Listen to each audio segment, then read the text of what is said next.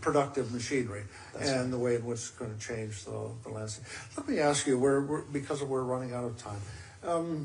You know, I was talking to a friend of mine who's a dean of a major research institute, and I asked him, I said, how is your faculty dealing with AI? And he said, well, you know, the engineering faculty is excited. They really think this is fabulous. He said the science faculty is really curious, and they think it potentially opens up real opportunity. And the humanities faculty thinks it's the end of the world. So it is a shorthand for the anxiety that people feel about the dark side of AI. How do you talk to us about that? Let me start from the end. There's no question that everyone's jobs, profession, will be affected by AI. Because the tasks within our jobs are going to be dramatically enhanced by AI. Yeah. Some jobs will become obsolete. New jobs are going to be created, and every job will be changed. So that, I used two words just now, and it's really important we think about these two words very differently. One is task, the other one is job. Now it turns out, I think it was something like 7-8 years ago,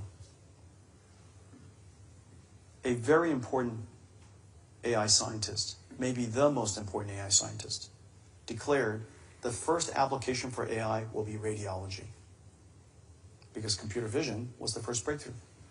And that, in fact, entire radiology industry within 5 years will be completely transformed by AI. And that in 5 years' time, radiologists will all lose their job. And he advises that no one should be a radiologist. That was his advice, and it was taken very seriously. Now, some 5, 6, 7, 8 years later, every single radiology platform has been completely transformed by AI. 100%. Every single radiology platform. The number of radiologists has increased. The question is why? And the reason for that is because, as it turns out, studying the scans, studying the images, is the task of a radiologist. The goal or the job of a radiologist is to diagnose disease. This is true for many, many people. People say, I don't need software engineers because apparently coding is going to be automated. I've given AIs to every one of my software engineers and hardware engineers and engineers, period. 100% of NVIDIA has AI assistants, AI coders. And they're busier than ever. And so the question is, what is the task versus what is the job? No different than a financial analyst. The task is mess around with spreadsheets. But the job is to make a financial advice. The job is to help a customer. The job is to analyze the market, make a prediction about the market. And so there's still, the human factor is still quite significant.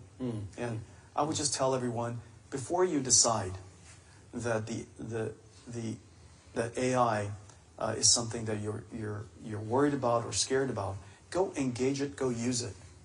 And even in the humanities, the fact of the matter is with AI today, my writing has improved. I don't think the quality is.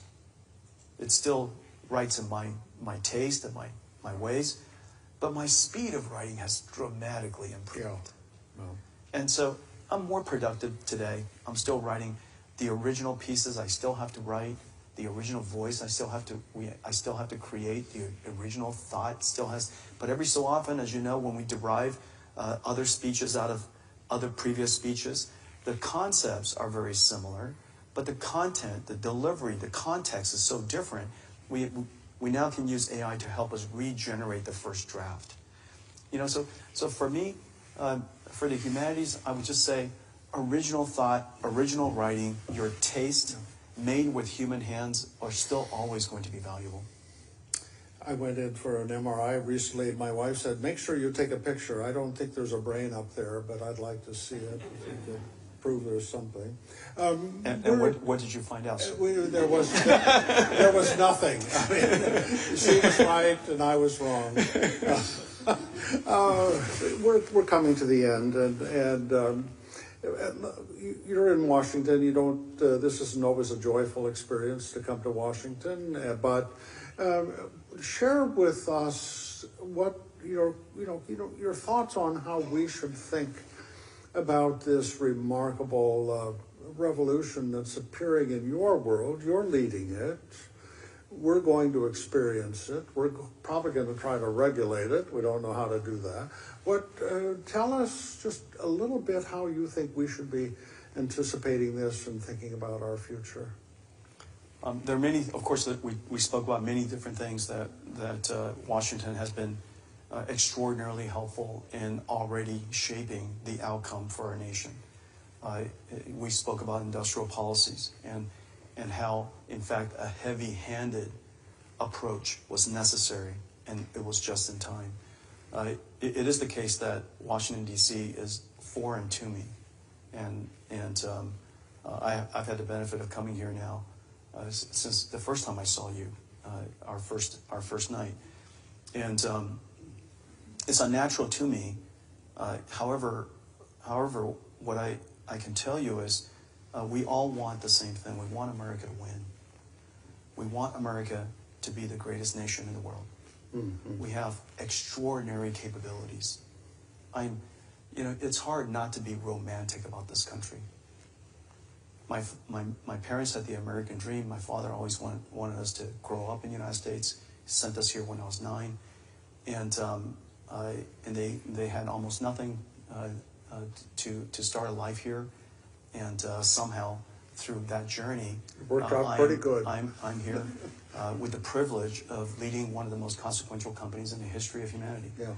And you just can't write a better story than that. Yeah. You can't not be romantic about this country. I'm surrounded by extraordinary scientists. I'm surrounded by extraordinary people. All of our technology partners, the ecosystem that we have here. It is. I don't want to be complacent, but it is a miracle. There's no question about it. And I have the benefit of working with every nation in the world, and so I think we can say for certain that we want the same. We want the same outcome for this nation. It is important, however, that I come here so that I could at least explain what is AI. It's 5 layers. I can explain what is impact. How is it going to evolve? And how certain policies, although on appearance might achieve whatever objectives, that the long-term consequences, the unintended consequences, could be quite dire for the United States. And so I have the benefit of at least explaining it from the perspective of technology, and help advocate for technology leadership so that we could secure our national security. And so I have that benefit, and I'm deeply grateful that the people that I get to meet here in Washington, D.C. has always had an open door. And although this is new for me and I'm clumsy at it, I can also say that I'm very grateful that Washington has been very open to me. I know the answer to this question, but I still want to ask it. Are you optimistic about the future? Oh, absolutely. 1,000%. 1,000%. The best of days are ahead of us. I don't have to work.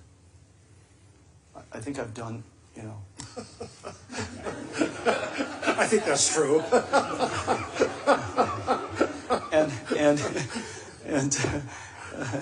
and Ambassador Rudd, when he first met me, all my hair was black, and now if you were to take an image of my brain, it could turn out to be the same color as yours, and so, but nonetheless, this is the one decade I will not miss.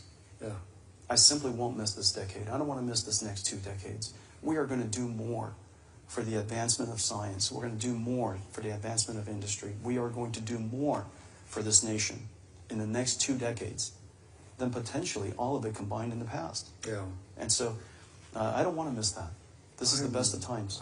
I totally share. I think this is going to be the most marvelous period in humanity, and we're looking forward to it. Would you all say thank you with your applause? Thank you.